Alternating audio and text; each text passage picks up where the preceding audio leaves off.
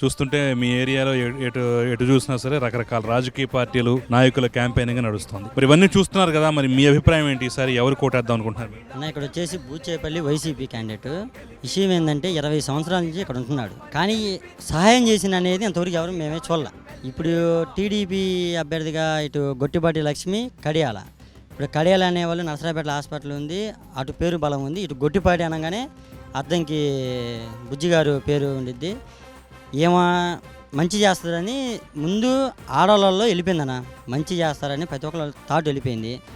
ఆమె వచ్చి రాగానే మీ ఇంట్లో మనిషిని ఆడబిడ్డని అని చెప్పంగానే ఇటు గొట్టిపాటి రవి గారు కూడా అందుబాటులో ఉంటారు 30 కిలోమీటర్లు. ఇప్పుడు గత బూచేపల్లి 20 ఏళ్ళ నుంచి ఉంటున్నాడు, చేంగుర్తి నుంచి దర్శికి ఎన్ని కిలోమీటర్లు తిప్పి కొడితే ఒక 40 కిలోమీటర్లు ఉండిద్ది.